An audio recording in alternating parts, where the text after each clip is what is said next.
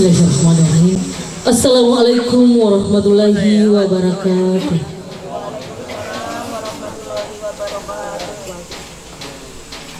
Alhamdulillah ala nikmatil iman wal islam. Asyhadu an la ilaha illallah wa asyhadu anna muhammadan abduhu wa rasuluh. Allahumma salli wa sallim ala sayyidina Muhammadin wa ala alihi wa sahbihi ajma'in. Hamad.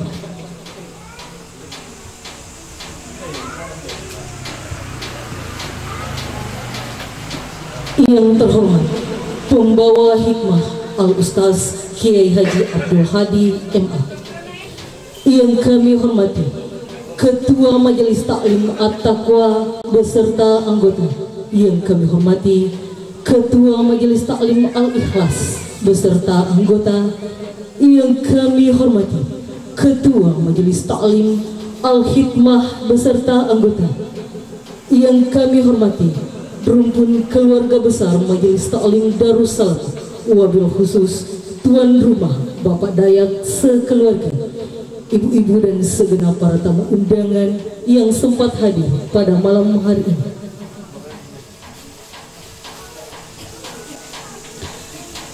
Dengan memanjatkan puji dan syukur kehadirat Allah Subhanahu wa Ta'ala, acara peringatan Isra Mi'raj Nabi besar Muhammad sallallahu alaihi wasallam 1444 Hijriah atau 2023 Masehi oleh Majelis Taklim Darussalam Kabupaten Wajo, Kamis 9 Februari 2023, yang bertempat di kediaman Bapak Dayat Jalan Cendana, dengan tema memahami makna salat sebagai media untuk menjalin hubungan kepada Allah Subhanahu wa Ta'ala dan kepada sesama manusia, dibuka dengan mengajak hadirin membaca basmalah. Bismillahirrahmanirrahim. Bapak dan Ibu jamaah Isra Mi'raj yang kami hormati, mengawali acara marilah kita dengarkan bersama pembacaan ayat suci Al-Quran yang akan dibawakan oleh Bapak Muhammad Agus Riyadi Bakri SIP.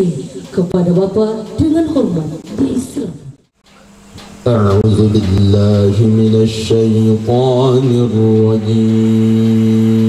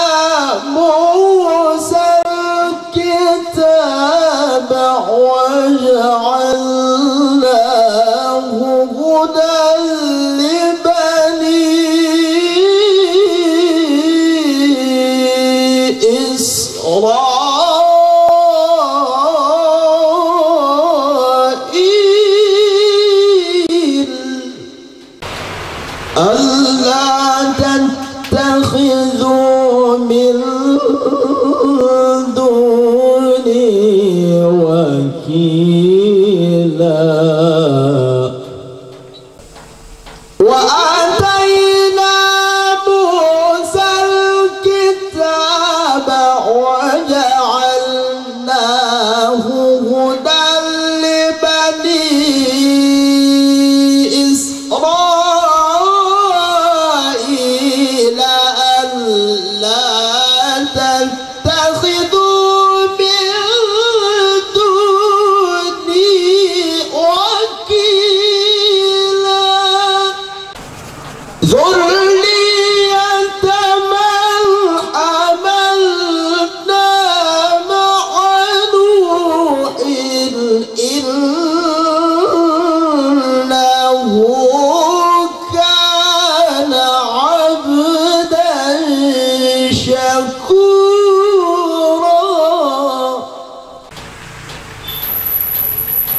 قضينا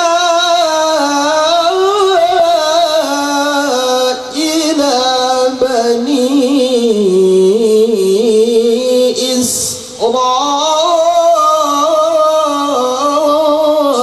إسرائيل في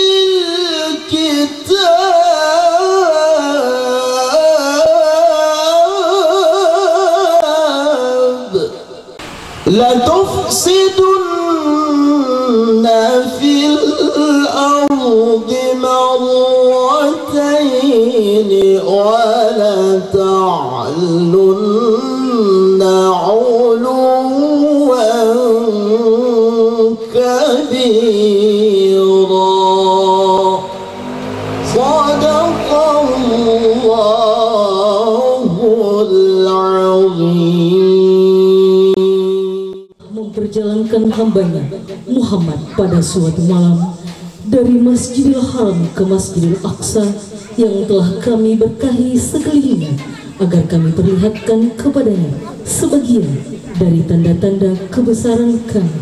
Sesungguhnya Dia adalah Maha mendengar lagi Maha melihat.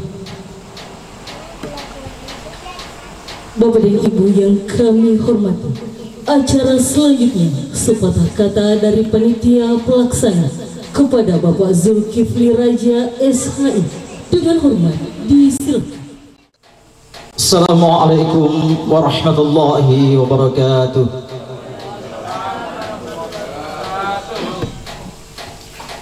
Alhamdulillahilladzi asra bi'abdihi laylan minal masjidil haram ila al-masjidil aqsa. Assalatu wassalamu ala ashrafil anbiya'i wal mursalin Sayyidina Muhammadin wa ala alihi wa sahbihi ajma'in, amma ba'd. Pertama-tama ingin menyampaikan, mungkin sekaligus melaporkan kepada Bapak Kiai, selamat datang di rumpun keluarga Majelis Ta'lim Darussalam,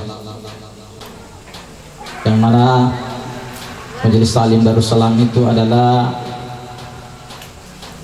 Majelis Ta'lim rumpun keluarga Jawa yang pertama kali hadir di Sengkang. Alhamdulillah sampai saat ini masih eksis dengan segala programnya,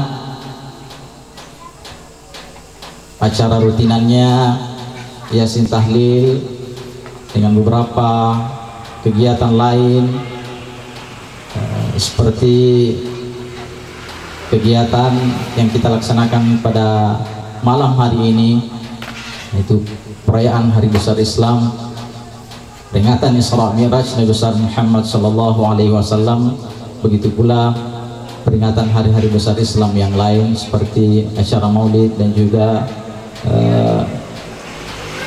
peringatan malam tahun baru Hijriah insyaallah. Begitu pula kegiatan lain, kegiatan sosial baik kepada anggota Majelis Ta'lim Darussalam, begitu pula kepada masyarakat, khususnya masyarakat Sengkang, yang tentu teman-teman terus berkomunikasi dan berkolaborasi dengan masyarakat setempat.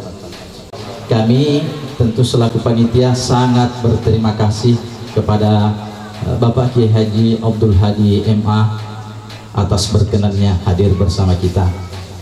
Terakhir dari kami, ucapan permohonan maaf yang sebesar-besarnya apabila dalam acara ini terdapat kekurangan, dan pasti ada kekurangan, karena itulah sifat dari kita sebagai manusia biasa.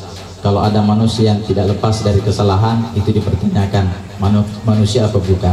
Jadi selama dia manusia berarti pasti akan terdapat kesalahan pada diri kita masing-masing. Olehnya itu sekali lagi dari panitia mengucapkan permohonan maaf yang sebesar-besarnya kepada kita semua. Saya kira cukup dari kami selaku panitia pelaksana untuk sepatah kata pada kesempatan yang berbahagia ini.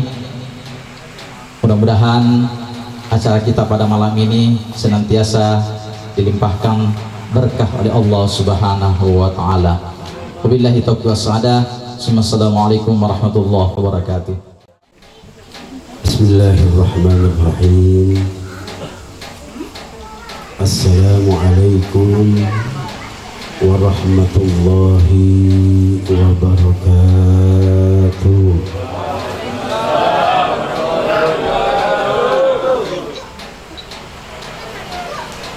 Alhamdulillahilladzi ishtara minal mu'minina anfusahum wa amwalahum bi anna lahumul jannah.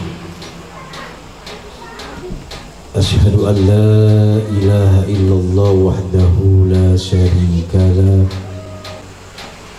syahadatan bihan nufus mutmainnah. Amma ba'du, faqad qala Allah ta'ala fi muhkami tanzilihi wa huwa asdaqul qailin. A'udzu billahi minasy syaithanir rajim. Bismillahirrahmanirrahim. Inna sholata kanat 'alal mu'minina kitaban mawquta. Wa qala alaihi salatu wassalam, as-salatu mi'rajul mu'minin. Sadaqallah wa sadaqar rasul sallallahu alaihi wa alihi wasallam. Yang sama-sama kita muliakan guru kita bersama, Ketua Majelis Taklim Darussalam, yaitu Al-Ustaz Zulkifli SHI. Mudah-mudahan Allah Subhanahu wa ta'ala panjangkan umurnya, murahkan rizkinya, disehatkan badannya, diistiqomahkan dalam dakwanya. Amin ya rabbal alamin. Segenap ketua Majelis Taklim Al-Hikmah, Majelis Taklim Al-Ikhlas, serta Sahibul Bait yang memfasilitasi acara peringatan Isra dan Mi'rajnya Rasulullah sallallahu alaihi wasallam, yaitu Bapak Dayat beserta keluarga. Kita doakan bersama, mudah-mudahan selalu dilancarkan rezekinya oleh Allah Subhanahu wa ta'ala, diberikan kesehatan oleh Allah Subhanahu wa ta'ala, sehatkan juga badannya, dan juga dipanjangkan umurnya oleh Allah Subhanahu wa ta'ala. Segenap panitia peringatan Maulid, peringatan Isra dan Mi'rajnya Rasulullah sallallahu alaihi wasallam, yang mana telah mengundang saya, alhamdulillah dapat bersilaturahim segenap daripada bini sepuh keluarga besar muhajirin dari Jawa ke Kampung Sengkang ini. Mudah-mudahan dengan hijrahnya tersebut menambah kekuatan imannya oleh Allah Subhanahu wa ta'ala. Ibu dan bapak sekalian yang dirahmati oleh Allah Subhanahu wa ta'ala, kalaulah saya ingat seperti ini, tak kala saya diundang ceramah di Hong Kong, tepatnya di Masjid Kowloon. Itu juga ada perkumpulan orang-orang Jawa di sana dengan nama Yayasan Al-Istiqomah. Di sana kalau mengundang penceramah dari Jakarta ataupun dari Indonesia, mereka itu tak kala ingin mendengarkan ceramah, mereka itu membayar $50 untuk mendengarkan ceramah. $50 per orang. Ini di tempat kita gratis, sudah diundang, dikasih makan, tidak ada yang hadir.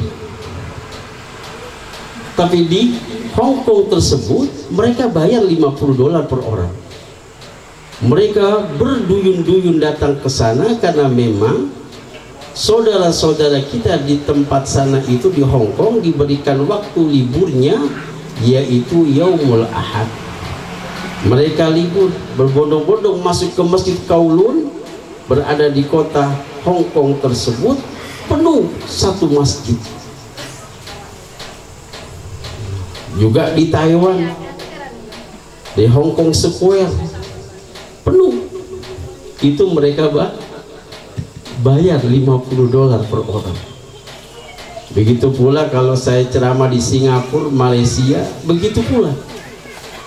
Mereka itu berbondong-bondong juga untuk mendengarkan daripada ceramah ulama-ulama yang diundang ke tempat mereka.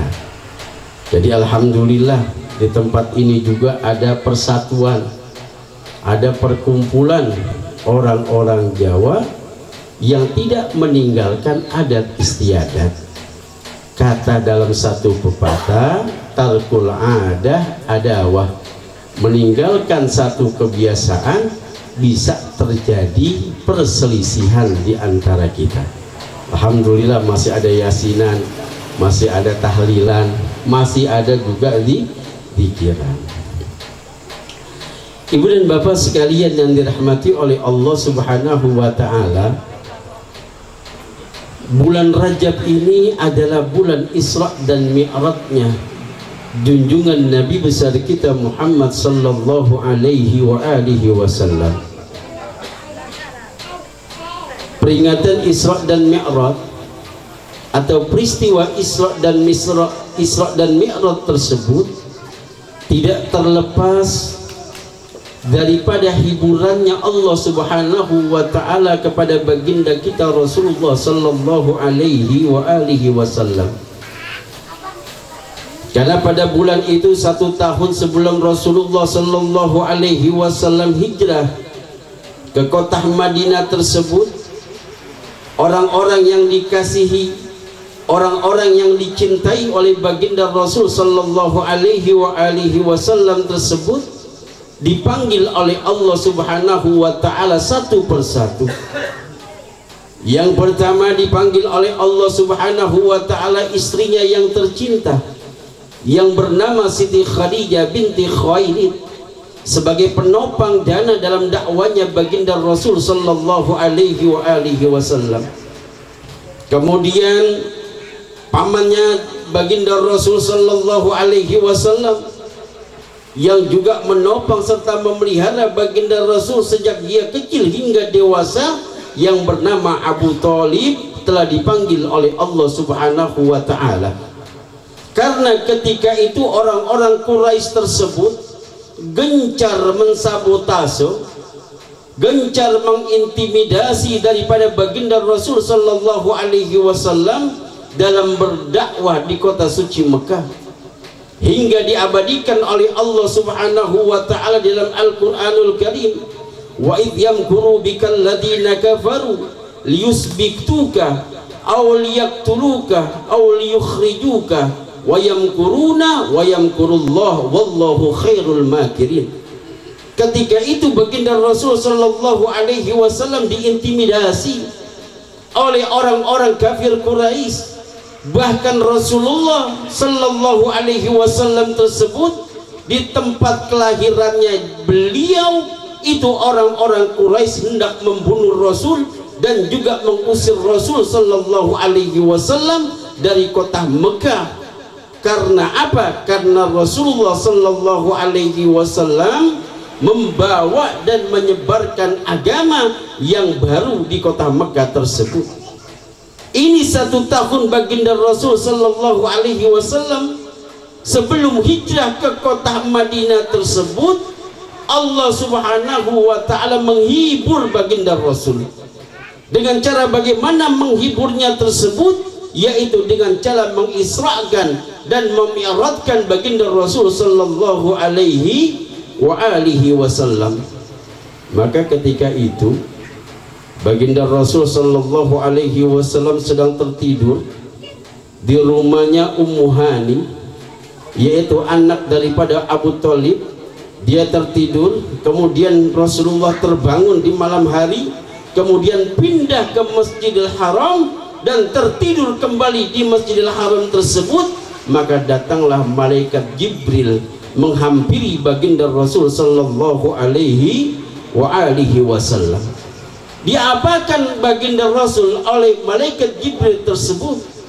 Malaikat Jibril itu membelah daripada dadanya, yang sekarang ini kita kenal tak kalah saudara-saudara kita menderita yang namanya penyakit jantung, itu namanya di bypass. Dibelah dadanya Rasulullah sallallahu alaihi wasallam, dibersihkan oleh malaikat Jibril, dituangkan daripadanya di dalam hikmah. Sebelum dimasukkan hikmah di dalam dadanya Rasul sallallahu alaihi wasallam, dibersihkan dengan air Zam-Zam yang dimasukkan di cawan yang terbuat dari emas tersebut, kemudian dicuci ini jantungnya dan hatinya Rasul sallallahu alaihi wasallam, kemudian dimasukkan hikmah di dalamnya. Begitu pula kita sebagai manusia, apabila hati kita, apabila jantung hati kita, ruhania kita tidak pernah cuci, kita tidak pernah masukkan hikmah, kita tidak pernah masukkan ilmu, maka hati kita itu akan menjadi gersang.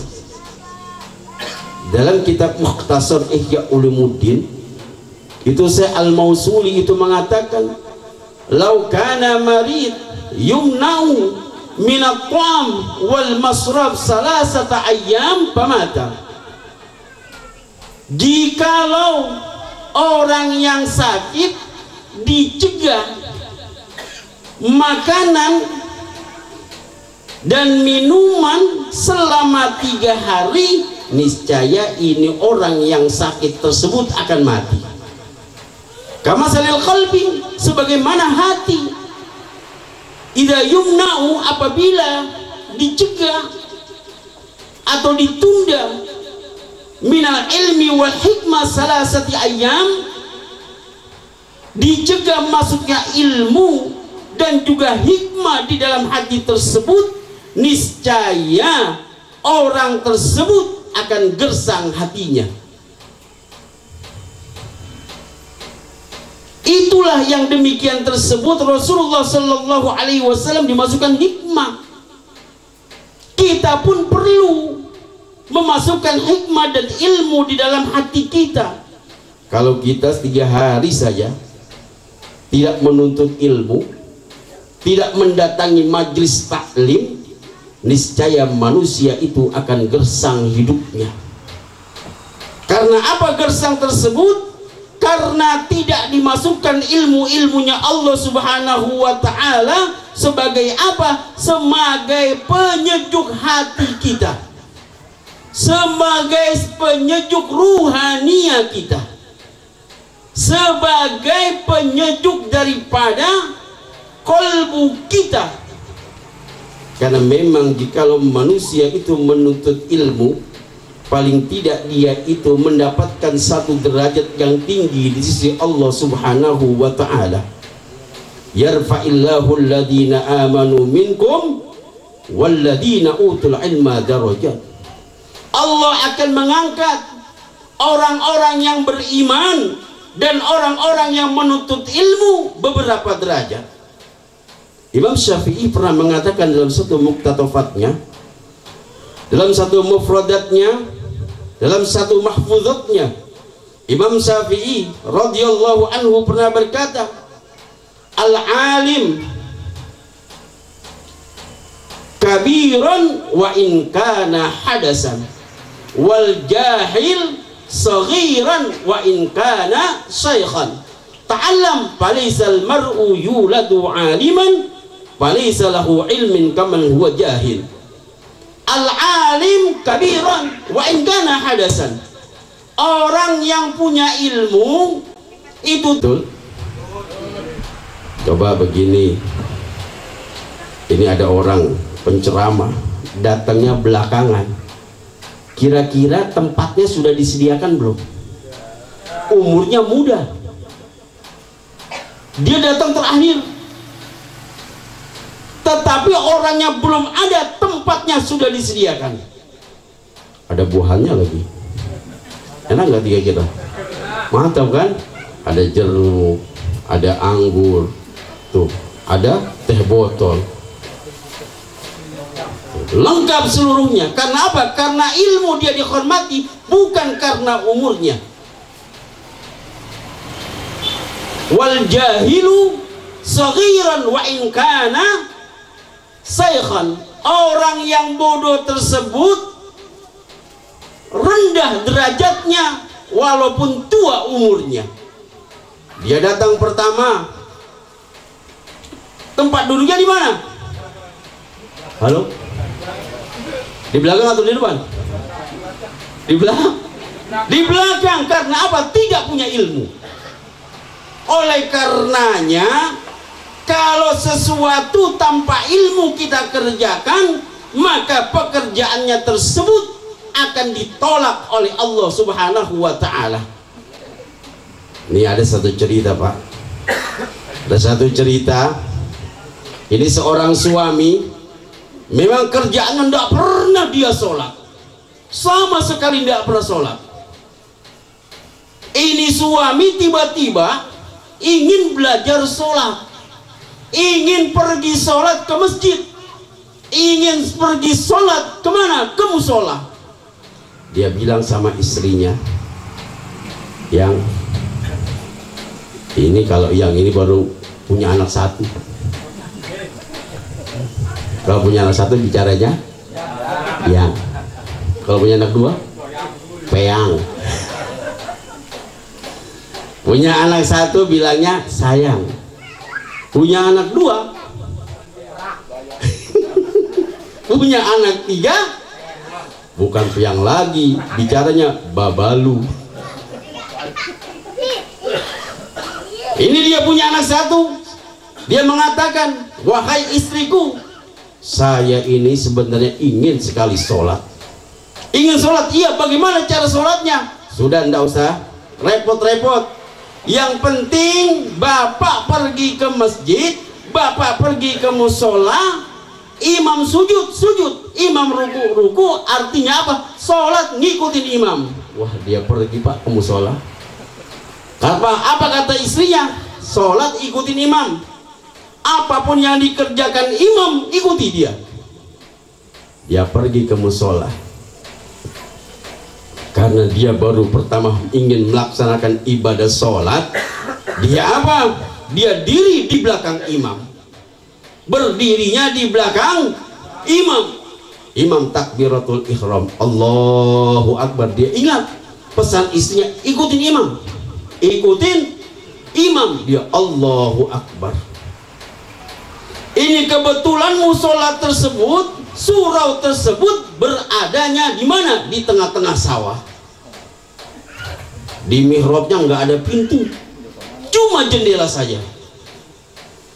Udah satu rakaat, imam ruku, dia ruku, imam sujud, dia sujud. Rakaat kedua, imam kentut, batal dia. Imam dia kentut, dia bingung. Ini tempat mihrabnya sempit, nggak ada pintu, adanya jendela. Dia loncat dari jendela itu imam. Ini yang di belakang imam, karena dia dengar apa kata istrinya, apa yang dikerjakan imam, ikutin. Dia loncat juga dari jendela. Dia loncat dari jendela. Imam kabur. Kenapa? Bingung. Ini kenapa orang ikut loncat? Ini imam kabur sekenyang-kenyangnya, dikejar sekenyang-kenyangnya ini imam. Dia kecebur. Cebur kemana? Ke Tegalan. Tegalan ya, bukan Tegal. Tegalan. Tegalan itu apa ya? Sawah. Dia kecebur di sawah. Akhirnya apa? Seluruh bajunya kotor. Dia ikut nyebur ke sawah. Setelah itu imam bilang, kenapa kamu ikuti saya? Ini kata istri saya, Pak Imam. Apapun yang imam kerjakan, saya ikuti. Akhirnya dia pulang ke rumah, dia bilang sama istrinya, ya Allah, kenapa? Ternyata sholat capek. Kenapa? Pakai loncat dari jendela.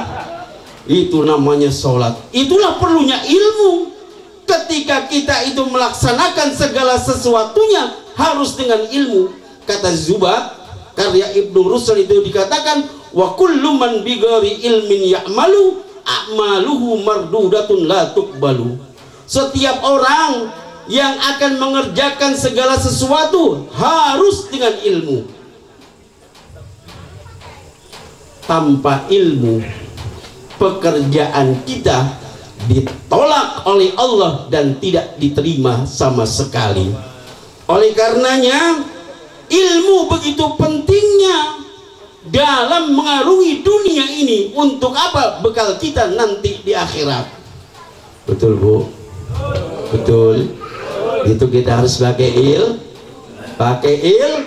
ilmu. Oleh karenanya ini Rasulullah sallallahu alaihi wasallam dimasukkan hikmah di dalamnya. Untuk persiapan apa? Untuk persiapan bertemu dengan Jalla Jalaluhu Rabbul Jalil, Allah subhanahu wa ta'ala. Akhirnya sudah dirapatkan dari Masjidil Haram, kemudian dia naik buruk bersama dengan Jibril, lari kencang cus sampai ke Thayyibah. Subhanalladzi asra bi 'abdihi laila minal masjidil harami ilal masjidil aqsa alladzi barakna haulahu linuriyahu min ayatina innahu huwas samiul basir. Maha suci Allah yang telah menjalankan hambanya pada malam hari dari Masjidil Haram ke Masjidil Aqsa. Dari Masjidil Haram dijalankan oleh malaikat Jibril dengan mengendarai yang namanya buruk. Buruk ini artinya kilat. Maka kilat tersebut jalannya begitu cepatnya, namanya juga dijalankan. Kalau jalan sendiri tidak mungkin segitu cepatnya, karena dia dijalankan oleh Allah subhanahu wa ta'ala sampai ke Thayyibah, yaitu ke Madinatil Munawwarah. Kemudian disinilah Rasulullah sallallahu alaihi wasallam melaksanakan sholat 2 rakaat di Thayyibah tersebut. Kalau kita sekarang dari Mekah ke Madinah, Pak Haji, berapa jam? Berapa jam? Hah? Bukan saya Pak Haji, saya tanya nama Pak Haji. Lah pakainya pakai topi haji. Makanya saya tanya. Dereng. Lebih gitu dia, topina putih. Saya doakan mudah-mudahan bisa naik haji. Amin ya rabbal alamin. Dari Mekah ke Madinah tersebut kurang lebih 6 jam perjalanan. Karena jaraknya dari Mekah ke Madinah itu jarak Jakarta apa? Jakarta Semarang. Jakarta, iya Pak Haji ya? Jakarta Semarang. Ini dikatain Pak Haji dan geget juga dia. Dibilang iya belum pergi haji, dibilang enggak pakai peci haji. Ini enggak apa-apa, ini sudah niat. Sudah niat pakai peci haji. Alhamdulillah Pak, di kampung saya itu ya petani bayam bisa berangkat haji. Cuma jual bayam.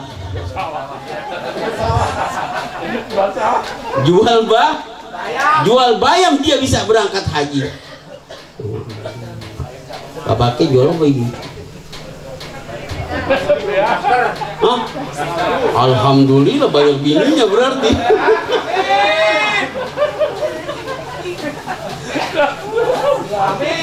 Jual laser ya? Hah? Bohong.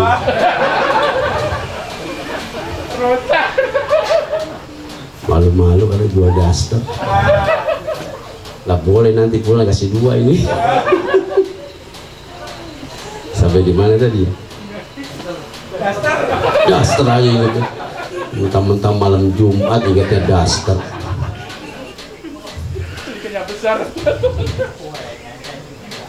Dari Masjidil Haram ke Thayyibah, yaitu Madinatul Munawwarah, Rasulullah sallallahu alaihi wasallam. Ahlan wa sahlan Bapak Ketua KKJ. Beriki Ustaz, dia tuh Ustaz. Ayo Ustaz. Kalau sudah ketuanya datang, saya alhamdulillah.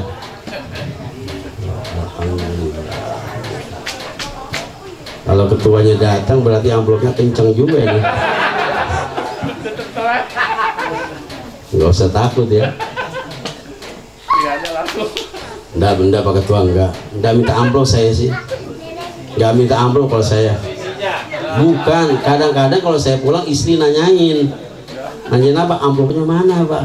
Begitu. Sampai di mana tadi saya lupa dah tuh. Sampai di amplop. Jadi ketika itu dari Masjidil Haram kemana? Ke Thayyibah. Rasulullah sallallahu alaihi wasallam melaksanakan sholat 2 rakaat di sana. Sholatnya itu belum dengan ruku, tapi langsung sujud, karena memang belum diajarkan oleh Allah subhanahu wa ta'ala dan malaikat Jibril nanti yang mengajarkan baginda Rasul bagaimana melaksanakan sholat yang sebenarnya. Kenapa seluruhnya 2 rakaat 2 rakaat? Dalam kitab Majalisus Saniyah itu diterangkan bahwasanya dasarnya pelaksanaan ibadah sholat tersebut hakikatnya seluruhnya 2 rakaat 2 rakaat. Oleh karenanya tak kala kita melaksanakan satu perjalanan yang sangat jauh, boleh kita qashar sholat kita, karena memang hakikatnya sholat pertama kali diperintahkan oleh Allah subhanahu wa ta'ala tersebut adalah 2 rakaat. Idza darabtum fil ardi fala junaha alaikum an taksuru minas shalah. Jikalau kamu itu mendapatkan masyaqqah, mendapatkan satu kesulitan dalam satu perjalanan, fala junaha alaikum, maka tidak berdosa bagi kamu sekalian an taksuru minas shalah, untuk qashar, meringkas daripada sholatmu. Kita dari Sengkang ke Makassar boleh kita jamak qashar, boleh kita jamak qashar. Sholat zuhur 2 rakaat, sholat asar 2. Niatnya piye? Niatnya bagaimana? Halo. Jamak qashar, bingung juga jamak qashar. Niatnya gimana deh? Ayo. Bagaimana niatnya? Kita niat usolli fardhu zuhri qasran majmu'an ilaihil asru rakaataini mustaqbilal kiblati adaan lillahi ta'ala. Allahu akbar. Kalau kita sholatnya jamaknya jamak takdim, artinya asar ditarik ke zuhur. Nah kalau zuhur kita tarik ke asar, apakah sholatnya asar duluan daripada zuhur? Halo? Halo? Dan ini jalan-jalan terus dari Sengkang ke Bojonegoro naik kapal laut. Betul? Hah? Betul, naik kapal laut 1 hari 1 malam sampai ke Surabaya. Sholatnya bagaimana? Halo? Kalau zuhur kita tarik ke asar, namanya jamak takhir. Kita niatkan dulu di zuhur, saya niat untuk mentakhir sholat zuhur, baru kita laksanakan nanti di asar. tapi tetap kita itu melaksanakan zuhur terlebih dahulu, baru asar kemudian. Tuh, begitu ya. Yo, sudah you know, engkang maniku. Apa artinya itu tadi ya? Saya nggak paham juga. Nah, seperti itu boleh kita kosor sholat kita, karena memang pada dasarnya sholat tersebut diperintahkan 2 rakaat, baru datangnya perintah sholat tak kala mi'raj ditentukan sholatnya, sholat zuhur, asar, maghrib, isya dan subuh. Sudah sampai di Thayyibah, Rasulullah Shallallahu Alaihi Wasallam diantar kembali oleh siapa? Oleh malaikat Jibril sampai ke Tursina. Tursina.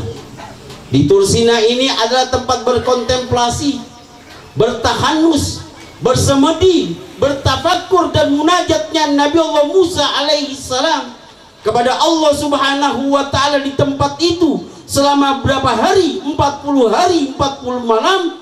Nabi Allah Musa alaihi salam dia bermunajat kepada Allah Subhanahu wa taala sampai diturunkannya lah itu 10 commandment, 10 perintah Allah Subhanahu wa ta'ala. Sudah ada yang pernah ke sana?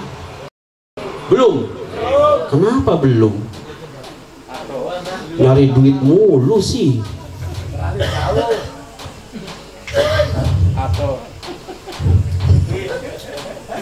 Ini di Tursina, Pak. Kalau kita dari Mesir, dari Mesir kita melewati itu makamnya Nabi Harun. Nabi Harun makamnya itu ada di atas bukit. Dan Nabi Harun ini adalah saudaranya Nabi Musa. Nabi Musa karena dia cadel, tahu nggak cadel? Ya. Kidal. Saking semangatnya dia sebut kidal. Velo. Dia pelo, cadel. Ini Nabi Harun sebagai juru bicaranya Nabi Musa. Kita lewatin itu namanya makam Nabi Musa. Terus kita sampai ke Taba. Sebelum Taba itu di Saint Katrina yang kita kenal sebagai Tursina. Di situ ada bukit yang namanya Bukit Tursina. Kita naik di sana dengan onta, bayar $50. Naik ke sana itu. Kalau kita naiknya ba'da isya, nanti turunnya ba'da subuh. Karena begitu tingginya, di samping kanan itu jurang, di samping kiri itu gunung. Jalan kita itu. Di bawahnya itu ada apa? Ada yang namanya gereja.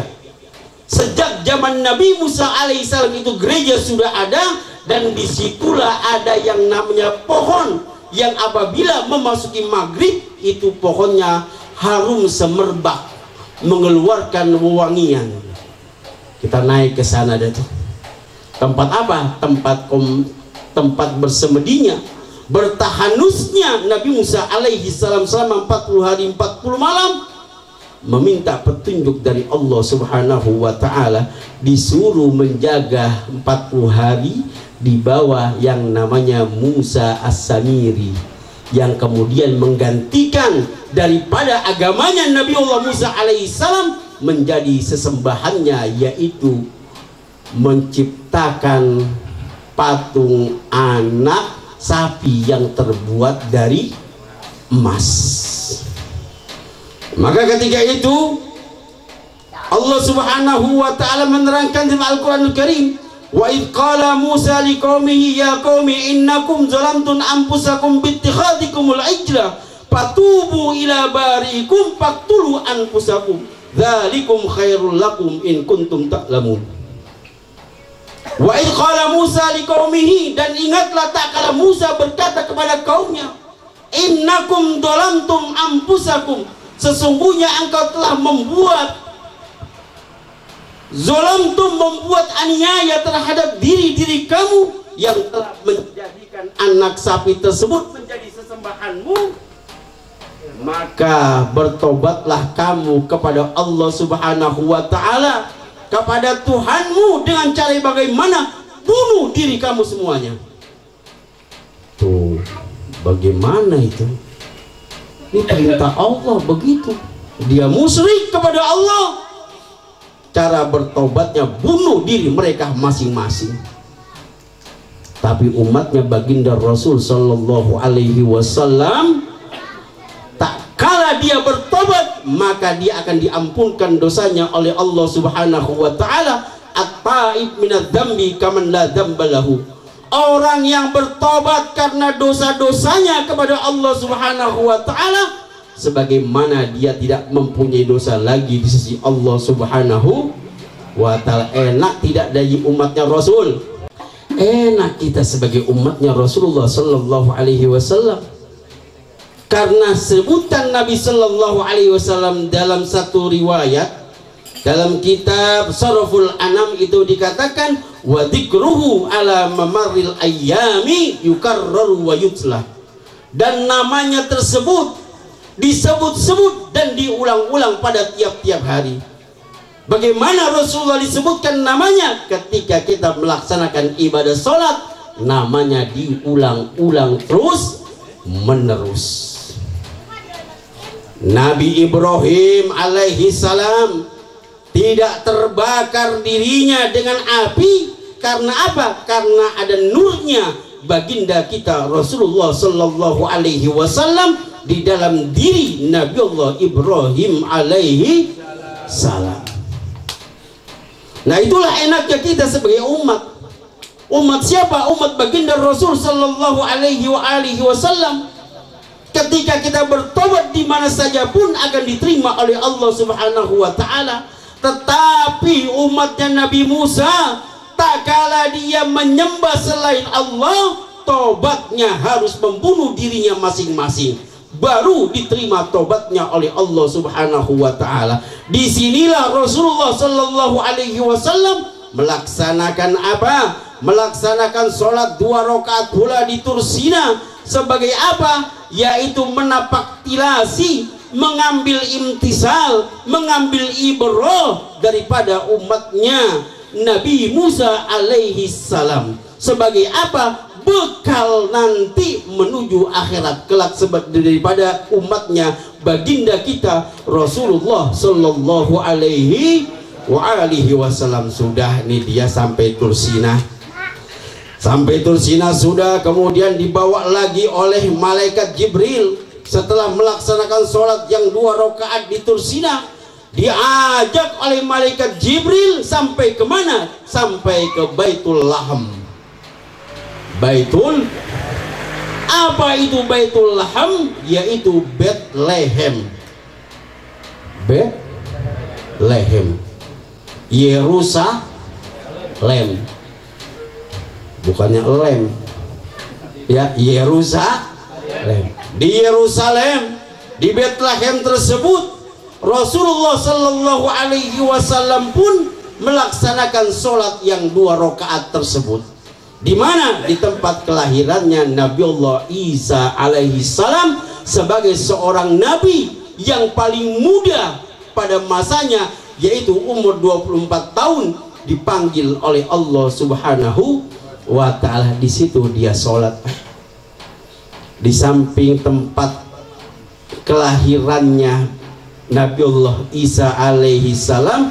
Di sampingnya ada satu masjid yang dibangun oleh siapa? Sayyidina Umar radhiyallahu anhu. Dia bangun di situ. Di tempat kelahirannya tersebut ada sebuah apa? Sebuah karpet. Yang mana karpet tersebut semenjak dilahirkannya Nabi Isa sampai sekarang masih ada daripada tempat kelahirannya Nabi Isa alaihi salam. Saya bukannya cerita, saya sudah ke sana. Bukan cerita baca buku, bener-bener saya sudah ke sana. Itu kalau kita masuk ada terowongannya segini nih, hanya cukup 1 orang masuk. Jadi kita antri masuknya.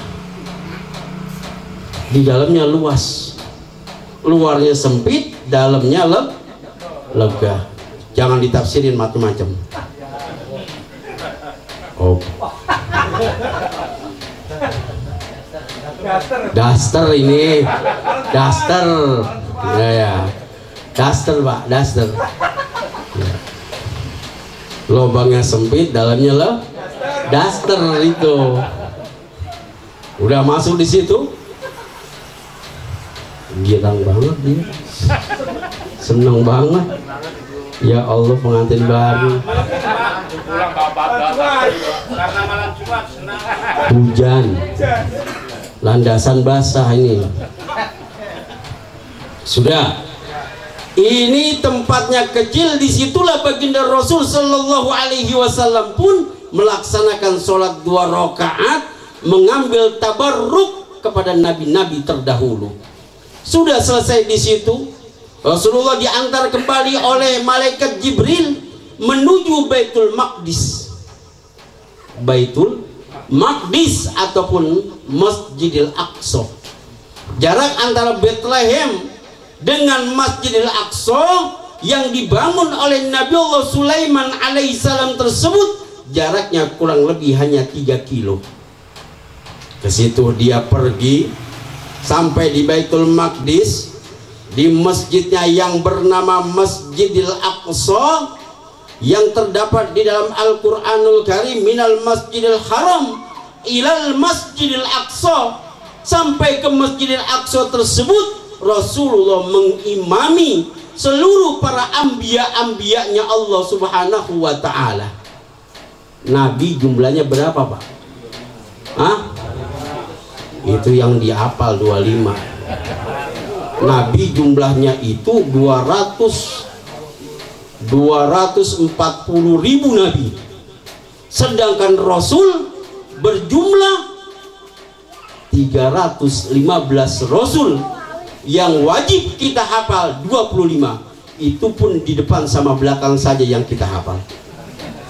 Iya, seperti gendang, rapet di depan, rapet di belakang, tengahnya kok Nabi Allah Adam, terus langsung Nabi Muhammad.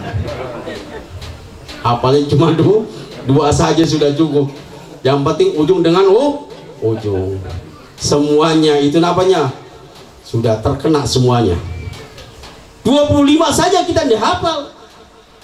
Di sini Rasulullah Sallallahu Alaihi Wasallam, oleh karenanya Rasulullah itu dikatakan Sayyidul Mursalin, penghulu para nabi, karena ketika itulah nabi-nabi diperintahkan oleh Allah Subhanahu wa ta'ala untuk apa? Untuk bermakmum kepada Sayyidul Wujud, penghulu bagi seluruh alam, yaitu baginda Rasul Sallallahu Alaihi Wasallam. Sholat dia di Masjidil Aqsa.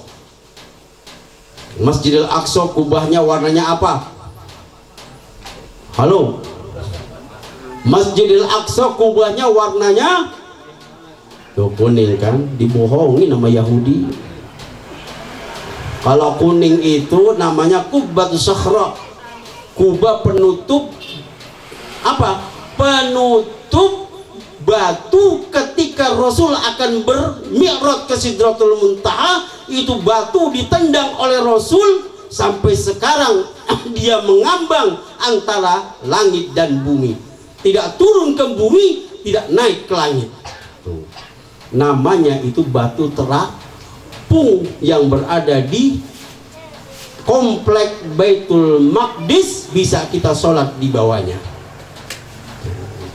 Makanya sekali-kali pergi jadi tahu, jangan sengkang Bojonegoro, sekali-kali kita ke Masjidil Aqsa ya. Kenapa? Kita sholat di Masjidil Aqsa pahalanya 500.000 kali. Enak tidak? Kita sholat di sana tuh. Di bawah itu ada karpet yang berwarna merah, dibuatkan itu yang namanya apa? Mihrab. Disitulah Nabi pernah bersujud mengimami para ambiyanya Allah Subhanahu wa ta'ala. Maka dikatakan Rasulullah Sayyidul Wujud. Kenapa dikatakan Sayyidul Wujud? Dalam riwayat Al-Habsi, maulidnya Al-Habsi, dia dikatakan kuntu awwalan nabiyyina bil khalqi wa akhiruhum bil ba'si. Akulah nabi yang pertama kali diciptakan dan terakhir aku diapakan? Diutus oleh Allah Subhanahu wa ta'ala. Tuh. Makanya ketika Nabi Adam masuk ke surga, Pak, itu tuh ada tuh tulisan tuh. Di mana?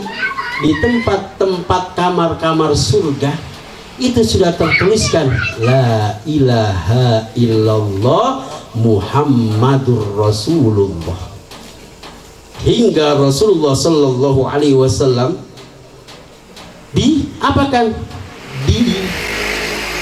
disandarkan dengan namanya Allah Subhanahu wa ta'ala. Adam di situ bertanya, siapakah gerangan itu wahai Allah? Orangnya belum ada tapi namanya sudah tertera di pintu-pintu surga. Akhirnya apa? Nabi Adam itu suruh melihat Sayyidul Wujud Rasulullah sallallahu alaihi wasallam. Tak kala dia melihat, dia bacakan apa? Allahumma salli ala Sayyidina Muhammad bidati wasmihi Muhammad sallallahu alaihi wasallam.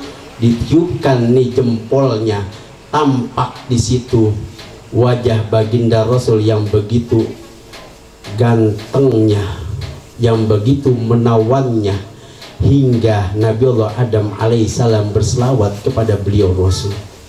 Makanya kiai kita, Pak, kalau di Jawa, kalau dia ngantuk, tahu ngantuk? Dia ngantuk, dia dimasukin jempol. Di mana kelak-lakannya, ke langit-langitnya, dibaca selawat Nabi, kemudian diusapkan daripada apanya? Matanya, supaya apa? Supaya tidak ngantuk lagi. Tuh, itu rahasianya. Belum tahu kan? Itu seperti itu. Tapi kalau lagi makan jengkol jangan diginiin. Ya Allah, mau jengkol. Tapi kita baca selawat, kita usapkan di mata kita, insya Allah mata kita akan berterang kembali. Sudah sampai di situ Rasulullah sholat 2 rakaat, kemudian dia mi'raj dari Masjidil Aqsa. Kemana? Ke Sidratil Muntaha. Ini sesuai dengan judulnya. Apa tadi judulnya? Memahami makna sholat sebagai media untuk menjadi hubungan kepada Allah dan kepada sesama manusia. Sudah sampai ke Sidratul Muntaha. Namun disitulah linuriyahu min ayatina, ketika Rasulullah dimi'rajkan dari Masjidil Aqsa ke Sidratul Muntaha tersebut, Allah Subhanahu wa ta'ala memperlihatkan tanda-tanda kebesarannya. Di antara tanda-tanda kebesaran Allah Subhanahu wa ta'ala tersebut, yaitu tak kala Rasulullah bermi'raj, diperlihatkan seseorang yang selalu memukul daripada kepalanya hingga hancur, kemudian diapakan lagi? Dikembalikan lagi, dipukul lagi kepalanya hingga hancur lagi. Apa? Ketika ditanya oleh malaikat Jibril, wahai Jibril, siapakah orang tersebut yang memecahkan kepalanya kemudian dikembalikan lagi dalam bentuknya? Maka malaikat Jibril mengatakan, itulah orang-orang yang sering meninggalkan sholat pada waktunya.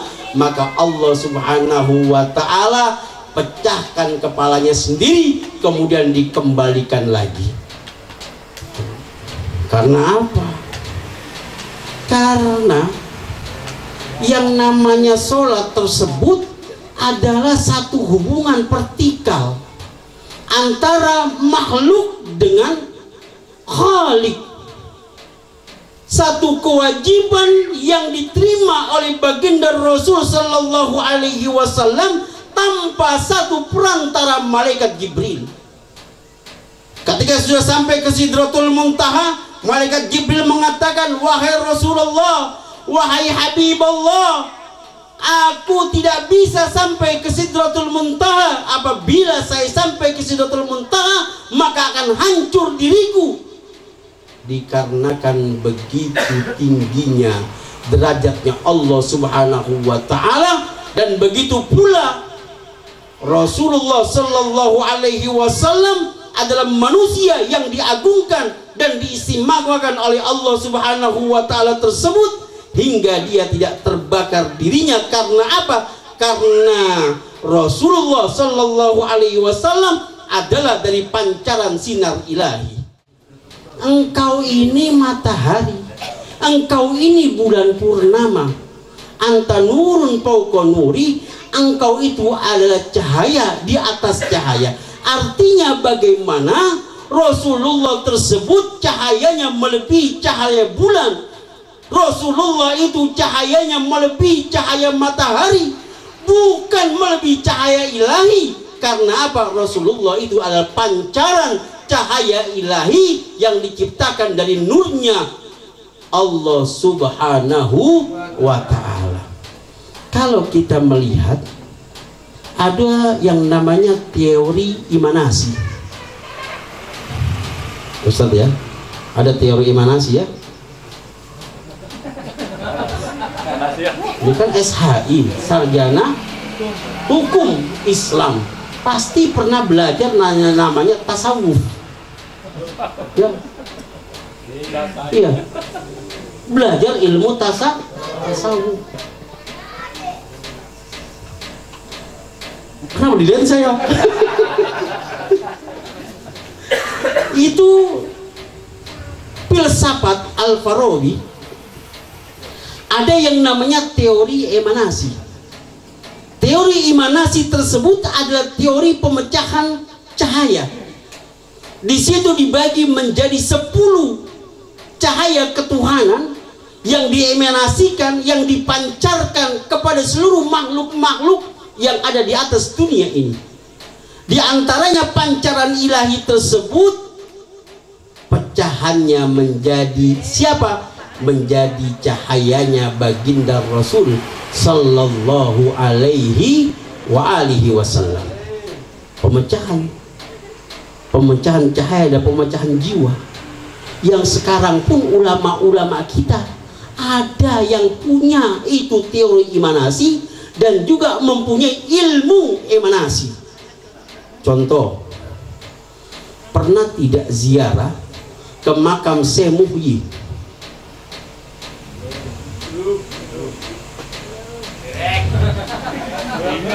Tapi ya nggak nyambung terus saya bicara.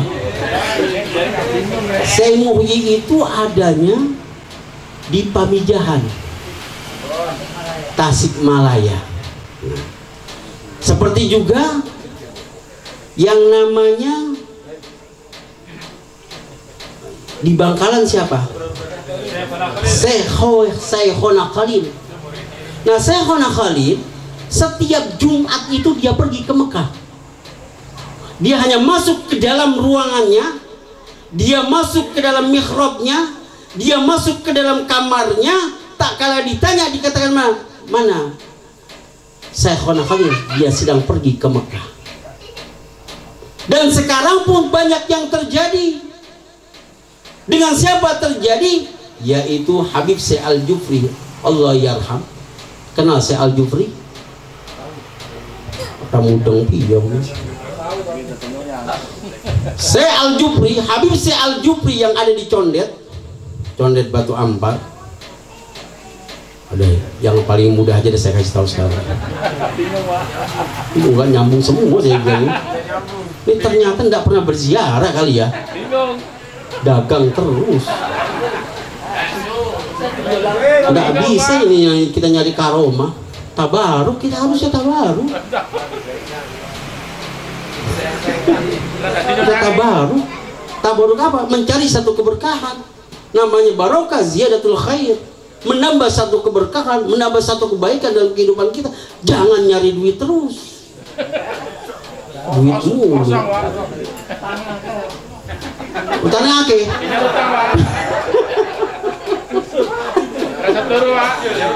Jujur ini utangnya ake. Makanya baca doanya.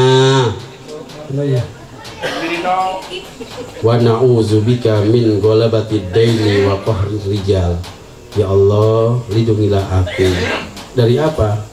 Ghalabatid daini, terhimpit oleh utang. Ya, itu baca doanya.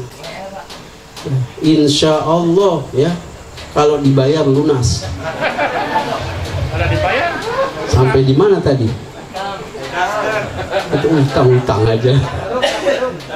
Nah, kita nyari tabaruk kepada siapa? Aulia Allah. Nah, diantaranya itu Syekhana Khalil, tak kala dia hari Jumat dia masuk ke dalam kamarnya, ditanya oleh muridnya. Seorang tamu bertanya kepada muridnya, kemana Syekhana Khalil? Syekhana Khalil sedang pergi ke Mekah untuk melaksanakan sholat Jumat. Masuk ke dalam kamar, ditengok di kamar ada Syekhana Khalil, dan juga ada di Mekah. Ada seorang sahabatnya pula, dia melihat di sana Syekhana Khalil sedang melaksanakan sholat Jumat di Makkah Al-Mukarramah. Itulah yang dikatakan sebagai apa? Pemecahan jiwa dari sinar ilahi kepada kita. Itulah Rasulullah Sallallahu Alaihi Wasallam. Kenapa dia tidak terbakar ketika melewati yang namanya Sidratul Muntaha? Karena Rasulullah diciptakan dari nurnya Allah Subhanahu wa Ta'ala, dan dialah pula bahwasanya Rasulullah adalah makhluk yang pertama yang diciptakan oleh Allah Subhanahu wa Ta'ala. Laulaka ma khalaqtul aflaq. Kalau bukan engkau wahai Allah, wahai Muhammad, kalau bukan engkau wahai Muhammad, ma khalaqtul aflaq, maka aku tidak akan menciptakan langit, bumi beserta isinya. Tuh, makanya kita sebagai umat Rasulullah, di mana Rasulullah itu diamanatkan untuk melaksanakan sholat yang 5 waktu, maka kita ini jangan sampai meninggalkan, karena ini adalah hubungan komunikasi kita kepada Allah Subhanahu wa Ta'ala untuk mengadukan perihal kehidupan kita kepada Allah. Kalau kita sering itu bersujud kepada Allah, maka kita akan meningkat keimanan kita. Sholatul mi'rajul mu'minin. Sholat itu peningkatan kedudukan bagi orang-orang yang beriman kepada Allah Subhanahu wa Ta'ala. Ibu bapak sekalian yang dirahmati oleh Allah Subhanahu wa Ta'ala, orang tidak bayar zakat tidak keluar dari Islam. Orang yang tidak berangkat haji pun tidak keluar dari Islam. Orang yang tidak puasa tidak keluar dari Islam. Orang yang tidak sedekah tidak keluar dari Islam. Tapi orang yang meninggalkan sholat, maka dia keluar dari agama Islam. Apa itu dalilnya? Al-farqu bainal kafir wal mu'min tarkus sholat. Perbedaan antara orang kafir dengan orang mukmin yaitu meninggalkan sholat. Ini baru sakit bisul udah gak sholat, meriang sedikit enggak sholat. Sholat ada kewajiban kita. Perempuan diberikan apa? Dispensasi, enggak pecah kodok, enggak usah kodok. Kalau lagi apa? Lagi head, datang singa. Tuh.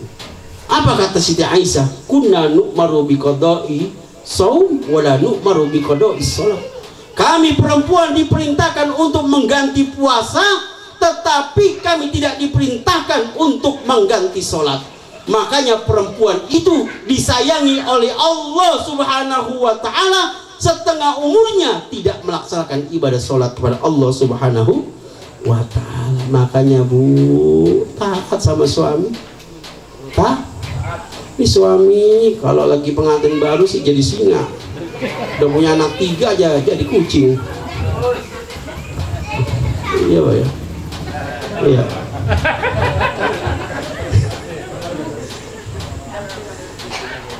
Ngantuk dia. Sudah jam 10. Setengah 11 ya? Hah? 11. La ilaha illallah. Sudah malam banget ya. Udah dah sini aja. Ya, nanti terusin lagi kapan-kapan ya. Jadi intinya belum. Memang begitu tuh. Di belakang ibu-ibu nggak tahu suami udah keringetan masih terus saja. Udah. Jadi inti daripada pembicaraan kita, dalam peringatan maulidnya Nabi besar, peringatan Isra dan Mi'rajnya baginda Rasul sallallahu alaihi wasallam, yaitu yuk kita tingkatkan ibadah kita kepada Allah Subhanahu wa taala. Kita tingkatkan salat kita kepada Allah Subhanahu wa taala. Karena salat ini adalah yang pertama kali yang akan dihisab oleh Allah Subhanahu wa taala. Awwalu ma yuhasabu bil abdu yaumal qiyamah as-shalah. Yang pertama yang dihisab Allah terhadap hambanya yaitu sholat. Jikalau sholatnya benar, maka seluruh amalia ibadahnya benar. Apabila sholatnya salah, hanya sekedar sholat tanpa apa? Tanpa menghayati ibadah sholatnya, maka pekerjaannya itu akan tidak menjadi benar. Kata Rasulullah apa? Kam min qaimin wa hadduhu at-ta'ab wan nasab. Berapa banyak orang sholat, bagiannya hanya capek dan lelah, tidak mendapatkan pahala di sisi Allah Subhanahu wa taala, karena ketika sholat pikirannya kemana-mana. Betul, tapi lebih baik pikiran kemana-mana dia sholat daripada sholat. Lebih baik sholat pikirannya kemana-mana daripada kemana-mana tidak sholat. Betul. Demikian, hadanallahu wa iyyakum ajma'in. Assalamualaikum warahmatullahi wabarakatuh. Al-Fatihah.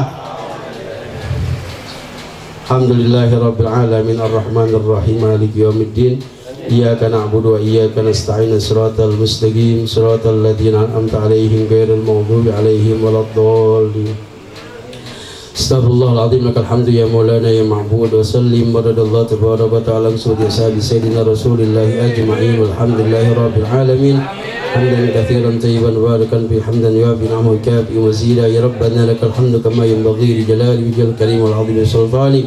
Subhanaka la nuhsi sana'an 'alaika kama asnaita 'ala nafsik. Lakal hamdu hatta tarda wa lakal hamdu idza radit wa lakal hamdu ba'da ridha. Allahumma shalli 'ala nuril anwar sirril asrar tariqil aghyar til babil yasar sayyidina Muhammadil muhtar wa alil athhar wa sabil akhyar adada ni'amillahi wa ifdalih. Allahumma nas'aluka ridhaka wal a'udzu bika min sakhatika wan nar. Allahumma ja'alna mutasarri'ina bi syariati Rasulillah sallallahu alaihi wasallam wa ja'alna mutasannninina bi sunnati Rasulillah sallallahu alaihi wasallam wa ja'alna mutatarriqina bi tariqati Rasulillah sallallahu alaihi wasallam. Allahumma afhimna bi syariati Rasulillah sallallahu alaihi wasallam. Allahumma ja'al akhir kalamina minad dunya inda intihai ajalina qaula la ilaha illallah.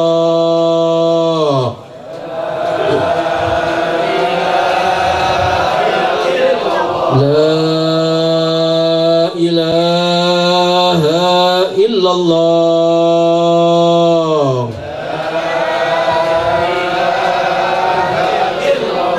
La ilaha illallah.